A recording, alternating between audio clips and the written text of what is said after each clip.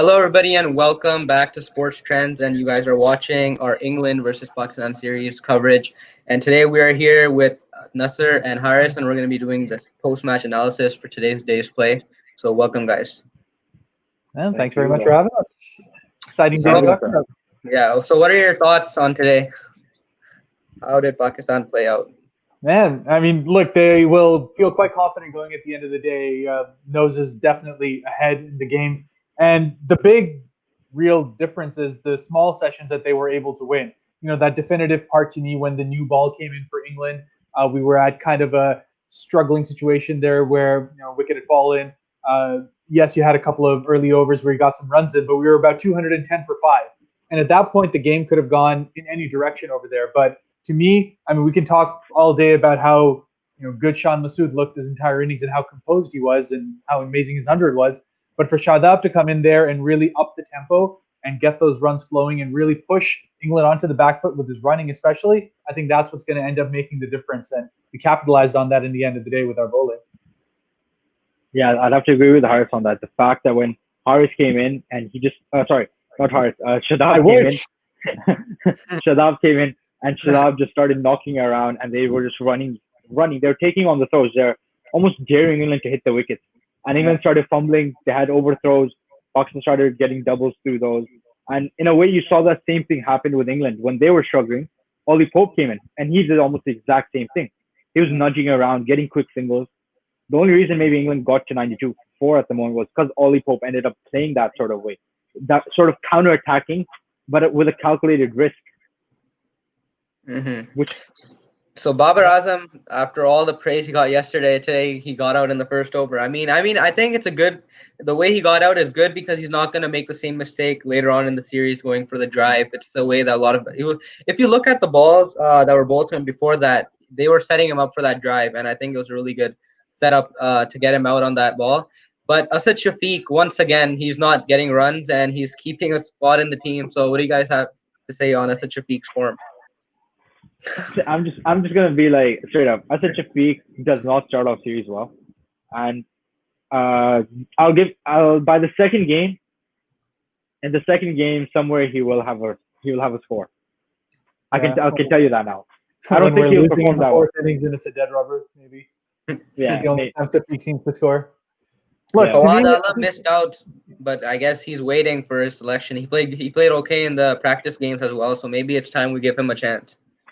But the thing is, I think your batting would just be really short then, because with taking Asad Shafiq out, obviously there'd be pressure on Fawad Alam because he hasn't played in almost 10 years Test cricket, and you just want to put him in there, and Rizwan's not scoring either. Azhar Ali's been in not great form. Abid Ali on his first tour in England, Fawad Alam on their first tour in England. You can't expect Shan Masood and Babar Azam to score all these runs every single time. So Pakistan, some people did not score, but the others, Shan Masood, Shadab, and Babar Azam bailed them out in a way. Yeah, and I mean, for me, it all starts with Azhar Ali and Asad Shafiq. I mean, they're supposed to be the most experienced coming in. Azhar Ali, in general, since his knee surgery in 2017, he's just been, in my opinion, a gone case. I don't really see a spot for him in the Test lineup the way he is at this moment. I know he's captain, which is a whole different scenario that you got to deal with. But look, to me, frankly, one of those two have to go to be able to get Fawad Alam in. And since it's likely not going to be the captain, Asad Shafiq's going to have to make way. And you know what? It needs to happen sooner rather than later because it's just a waste to have him sit out at this point. See, here's the thing. Yeah, I think for the next team, we're also going to have to see, do you go with two spinners? Because it's not every day in England you can go with two spinners on your pitch. Yeah, right. This pitch was really dry. We could tell from the first day. Even Best was spinning it a lot. So for finger spinners the wrist spinners spinning a lot more. And with that way, obviously, I think they got the selection right of two spinners this game. But maybe in the next game, you don't need two spinners because I think you're playing in Southampton. And usually it's a nice hard deck where the ball will come on. Because I think they've had a nice rest to create a new pitch. So you might not need two spinners. What do you do then? Do you bring in the extra batsman or do you bring in the extra fast bowler then? I think you'd bring in the extra batsman because today, after Shadab, it felt like the tail already started. Then Archer got Abbas and Yasser on 2 consecutive deliveries. But one thing is that Shadab, after the PSL, he's been showing that he's a batting all-rounder. In my opinion, I think his batting has improved a lot. And even today, he scored a good 45. the way he got out was a bit unfortunate. I think if he kept on going for a few overs, maybe Pakistan could have gotten above 350. But all credit goes to the bowlers because even settling for 326 because of Shan Masood's brilliance, I think it's one of the highest scores of by an opener in England in a long time. And I think he's been improving ever since his last tour of England. And now he's really shown that he's the main opener. And after Babar Azam, he's one person that you can rely on. Yeah, I mean, if there was an award for most improved player in cricket, there's no doubt that Shan Masood has it on wrap. I mean, third 100 in a row, his first opener 100 for Pakistan since Saeed Anwar back in '96. I mean, it's a huge gap in between that, and it's always been one of our weak spots on our test side. So it's great that we have that kind of solidity up top because that potentially does allow you to have that scenario where you can have confidence in going with the extra bowler because you're not as worried about Babar Azam pretty much being an opener for you, or one of your top guys having to do that, which we had for a long time, even with our best middle orders of Yunus, Yusuf, Misbah, and Zamam, all these guys, they were always forced to come up super high because we always had just walking wickets at the top. So it's nice to have a change of pace there and some solidity. We all can praise the batting of Shan Masood and Shadab and Babar, but we also got to face the fact that England did not bowl extremely well. They put in an effort, but they just couldn't find maybe a code to Shan Masood. They went short. You could tell Archer had that field where he had deep fine and deep square for him. So they did try things, but I still think his most vulnerable space is when you start swinging it away from him. When the game started, Anderson was best there, but I think they might have got a strategy wrong by not going back to that. Yeah, he was struggling a bit there, and he did get stronger throughout the game. But that was also a weakness for him at the same time, I think. He's improved vastly on that, but it still showed at times. Yeah. I mean, they had that little blurb about how much more he's leaving in terms of balls outside off. I think it's, 20% of those in those corridor of uncertainty versus, 3% in his first tour of England. So it just goes to show that patience. I mean, it's a classical strategy in England, right? You make the bowlers bowl to you. If you keep frustrating them by leaving them outside off, because everyone's hoping to get that little one to nibble away, which it will with the Duke's ball. But if you're good in knowing where your off stump is, leaving the balls that aren't meant to be attacked at that point, and having the bowlers bowl to your strengths, you'll be successful. And I think Shan had the right game plan going in, so that's where it's going to be successful for him, hopefully. So going into day 3, Pakistan took 4 wickets early on today. I think they bowled exceptionally well. They were really disciplined because, in the last couple of tours, we noticed that one end they would really put the pressure on, and then the other end we had Rahat Ali and all those guys, and they kind of released everything. But Yasir Shah, he took the wicket of Root, but he was pretty expensive, and every 2 balls that were good, he would bowl 3 half trackers, and he gave a lot of runs to Pope, and Root was starting to get set, but thankfully he removed Root. But so Yasir Shah, any improvements in him, or is he still struggling? I think it's just about confidence more than anything. As a leg spinner, even I think Shane Warne, the greatest leg spinner, you cannot almost deliver 6 balls in the same spot. You have a game plan. You've tried to execute 4 to 5 of them. And Yasir Shah consistently over the last few years, he's been doing that well. Yes, he's had a long layoff, very long layoff actually of Test cricket. I think it's been almost 5-6 months since Pakistan last played. So there's also the pandemic time when there's no cricket going on. So it might take him a few more overs under his belt in this game. But I think in the second innings, if it's really required, you'll see Yasir Shah really do well. Hopefully, Shadab hasn't bowled yet. Yeah, Shadab hasn't bowled yet. And I think, as you said, much as Shadab's batting has come across, I think Pakistan are starting to see him as more of a batting all-rounder and a relief spinner right there. So, yes, he's our 5th bowler on there, but he's very much there to kind of hold an end. The wicket-taking ability is going to come from Yasir Shah. And to me, the positive signs came from how much grip he was giving the ball this time around. If you looked in the Australia series, all of that, he just wasn't finishing his action the same way. Just didn't look nearly as threatening. While he did, despite having some bad balls, have a couple of absolute beauties. The one to Butler that was outside leg and just zipped past his off stump. I mean, there's a lot of good things to see here. And I think in England, Yasir Shah has proven himself to be a potential match winner. Even though he'll have a couple of bad games in there, he'll have the one that'll turn around for you. So I'd rather have that kind of X factor on my team than not. Going to Butler, actually, he dropped a few catches. His body language is completely off today. And now let's see if he can change things with the bat. I hope not.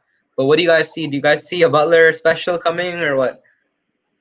I just don't think he's in the Knicks because there's a lot of pressure as well on him where England have put faith in him. I just don't think he he is just low on confidence at the moment. There's a lot of people speculating that there are better glovemen in the country. I think Ben Foakes, one of the best glovemen in England. Maybe if he was playing, Shan Masood might have been out a lot earlier.